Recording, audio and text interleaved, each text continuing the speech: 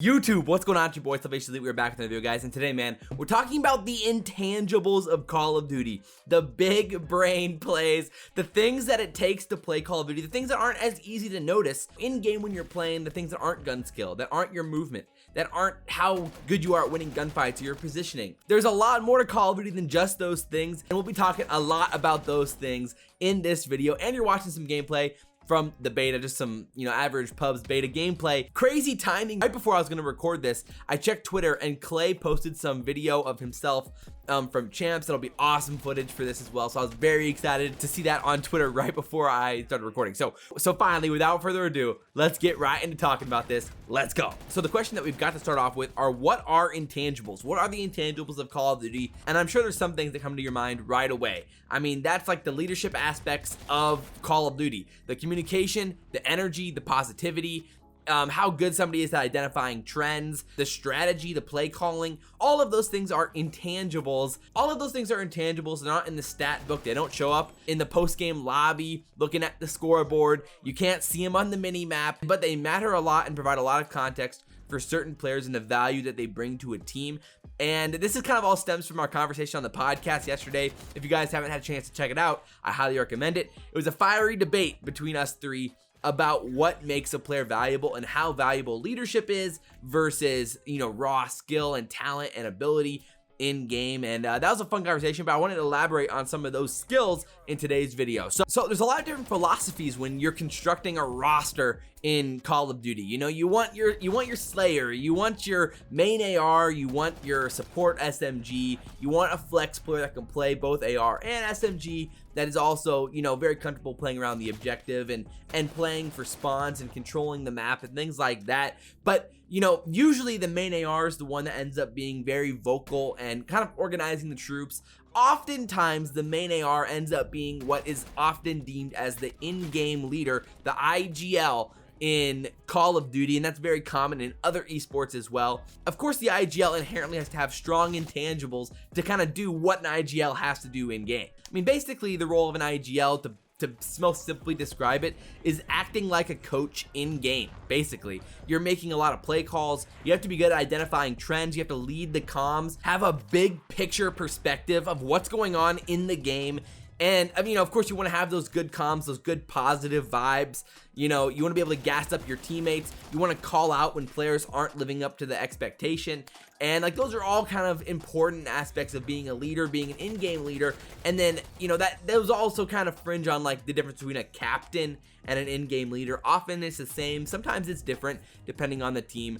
But those are all very important qualities that kind of go unnoticed a lot of times inside the Call of Duty scene and definitely don't get talked about enough. So I just want to talk about some of these skills a little bit more in depth and talk about how pros utilize them in game and what makes some guys so valuable to a team, even though they might not put up the stats or get the slaying kills, like some guys do, but they bring so much to the team in other ways in these intangibles. So one thing that I want to talk more about, like I mentioned, is how good some players are at identifying trends while playing in game. Those are the types of call outs the guys make, like, yo, this team likes doing this on this map. On offense, this team likes to pre-nade rock. On hardpoint on Petro, this team likes to push outer street, double push for spawns at the beginning of the game. Those types of trends that guys are identifying, or like, yo, on the first rotation, they did this, watch out for that. The players that make those types of calls, are absolutely incredibly valuable to a team and how they can anticipate certain strategies and anticipate how the teams are going to play certain ways. And that could be the difference for certain hills, certain games, and certain maps in a series. And similarly, that could look like someone saying, like, in the first half, they committed to top L by pushing through mid, so watch out for that this time. Or we should do the same thing and try that because it worked for them. Try to do it against them. Or oftentimes, on this side of the map, they like to push this and to push for these spawns in this way. Those are all conversations that are insanely valuable to a team. An in-game leader has to have a lot of communication and kind of how he's organizing the troops. Generally what a main AR would do. They're organizing the troops in front of them. So for example, like, they'll be calling out like, yo, I've got your push on the left, just keep watching the flank, or just keep watching that doorway, or just keep watching this bomb site. Generally the main ARs or the leaders are making those types of calls to organize their teammates, organize their team, and set them up for a good hold on a hill or on a bomb site or whatever it is in whatever game mode. Of course, all players in some way should do some of these things at certain times or at certain moments, but generally the in-game leaders will be like really communicating like pushes and timings and things like that. It's like, yo boys, wait up for us, we got your trades, give us 3 seconds to get to you guys, you know, play slow, play your life, I'm going to get your help. That type of like language from in-game leaders and from, you know, really all COD players is extremely crucial to certain teams and how they set up and how they play. And it's definitely an X factor and something that and something that goes unnoticed most of the time when they're playing in game. Another way that can come into play is also like how you coordinate kill streaks. Of course, we haven't had kill streaks in Modern Warfare, but this year potentially, hopefully, we'll have kill streaks. And in past CODs that could come through to play. Like, yo, wait for me to push up to this spot, call in your streaks, that'll spawn them out when I push through. That type of conversation can literally change a map. That was really common in World War II, where like I just remember like specifically like on Saint Marie, where if you were in that back parking lot spawn, if you pushed through the right, you could call in your streaks, and if somebody was pushing in at the right time and you peeked right after the streaks hit and got those kills, you'd spawn them out. And that type of timing and communication from in-game leaders can literally make or break a map. And once again, I think like after a match or in between rounds or things like that, talking about what went right, what went wrong, like immediately afterwards, and trying to learn from that right away is something that in-game leaders do very, very well in communicating how they want to play and the small mistakes that were made in-game during that time to help fix them and get better as a team. Game in, game out, round in, round out, whatever it is, those conversations are so beneficial to teams. Like, yo, in the first half, don't push up towards office, because if you go into office, you're gonna flip the spawns. That's why we flipped on P2 in that first rotation. Don't do that again. Then those are some valuable intangibles that players, you know, end up having that completely go unnoticed to many fans, because we're not hearing their comms on average throughout the games, and only a few teams scrim, so you don't really get to hear it from a lot of the other players in the CDL. So like I said, a lot of players point to Clay as, you know, the stereotypical in-game leader, a guy who gets so excited for his boys, he gasses them up, he's so good at identifying trends and identifying things around the map. He's an elite communicator, he organizes very well, he has a great like idea of the big picture, he's good at identifying trends, and that was something that, like, that was obviously the strength of Empire and an X factor for them in COD champs between, you know, with Crim and Clay there, two very good in-game leaders teaming together with 3 younger guys.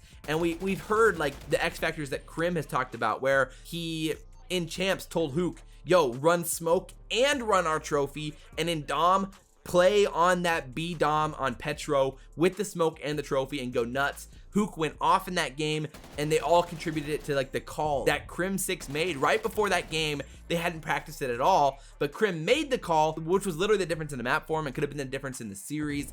And so those are just some of those intangible plays, those intangible decisions that guys like Crim, Clay, and so many others bring to the team. I mean, when you think about, you know, guys who've been in the scene or who are in the scene right now that are just really good communicators, in-game leaders, and can make their teams better in that way, you think of, you know, Clay, Crim, Slasher, Gunless, Looney, Enable, Arcitys, Envoy, Cellium, Accuracy, and like a lot more as well. But those are some that just come to mind right away as guys who are so good in those ways to identify those things, communicate in an effective way, make their team better round in and round out, and organize the troops like that. Those guys are incredibly valuable to the teams, and oftentimes those traits can go unnoticed if they're not obviously displayed like in a listen in or something like that. So now, after all of that, so many of those things that we've identified that in-game leaders are really good at, I want to put this Clayster clip at the end. First of all, go follow Clayster on Twitter. I'm sure you already are, but if you aren't already, he's an absolute unit, one of the best players in the game, a legend in the Call of Duty scene already, a 3-time champion. Go follow him on Twitter, because this clip is awesome and shows off some of his comms from Call of Duty champs this year.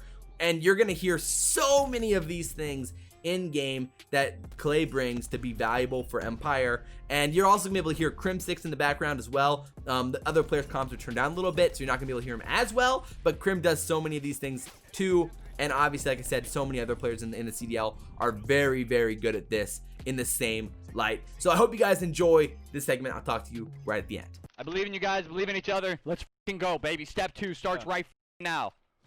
You want to tell me, show me? Bats, absolute top yellow. Top yellow, I need help. When top broken. Bottom blue. I got another. Bottom blue, Cammy dead. Classic dead on one shot. One in yellow. In yellow on me. He's in yellow somewhere, guys. Yeah, there's one. Got him, bottom. Back to the ramp. No one, stone and C1. I got one C1. Stone. 100% stone. 100% stone. They're hitting C3 on you. I'm coming top sandbags. Stay down. Just Porter, do not peek. I'm trying to get down. You're good. Let's go, man! Come on! One crate. They love to go top crate. They love to go top crate. Yeah, wait. Let's push A. Let's push A. Let's push A while they push B. Let me nerd.